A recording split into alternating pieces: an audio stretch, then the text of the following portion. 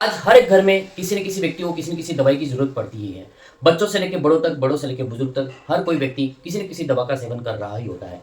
कोई व्यक्ति अपनी अच्छी सेहत के लिए दवाओं का सेवन कर रहे होते हैं, कोई व्यक्ति अपनी ब्यूटी एंड कॉस्मेटिक्स के लिए दवाओं का सेवन कर रहे होते हैं, तो कोई व्यक्ति अपनी बीमारियों के निदान के लिए, इलाज के लिए दवाओं का सेवन कर रहे होते हैं। दवाओं का यह market day by day grow करता जा रहा है, करोड़ों खरबों रुपए का यह मार्केट हो चुका है।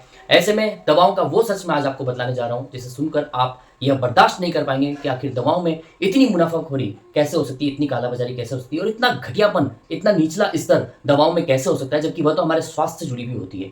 वैसे तो डॉक्टर्स हिपोक्रेट्स की ओथ का पालन करते हैं, बढ़िया मेडिसिन हमें प्रेस्क्राइब करते हैं और सदैव हमारे हित के रूप में, भगवान के दूसरे अवतार के रूप में काम कर रहे होते हैं, लेकिन बावजूद इसके दवाओं का जो मार्केट है वह किस तरह से आम आदमी के जीवन पर, आम आदमी की पॉकेट पर हावी होता है, वह आपको बतला रहा हूं।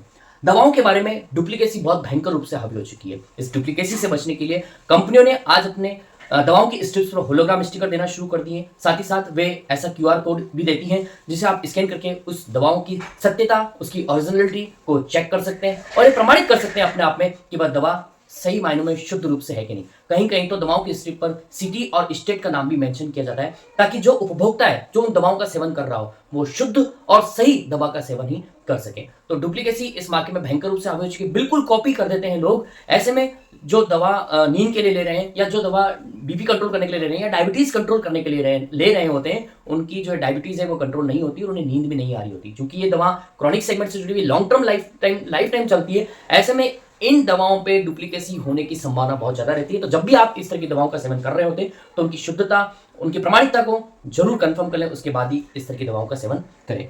इस पूरे क्वालिटी की दवाएं भी मार्केट में काफी उपलब्ध होती है। एक छोटा सा एग्जांपल पैरासिटामोल का है।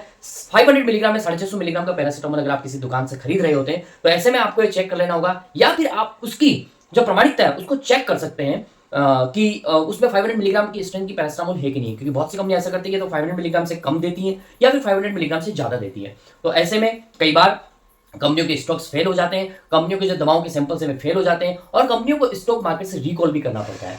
अब चूंकि ये स्वास्थ्य से जुड़ा हुआ है टॉपिक है, इसलिए अपना में बहुत महत्वपूर्ण है कि दवाओं के मामले में इस तरह की लापरवाही होनी नहीं चाहिए। फिर भी स्कूल क्वालिटी की मेडिसिन मार्केट में सप्लाई हो जाती है और उपभोक्ता उनका सेवन कर रहा होता है।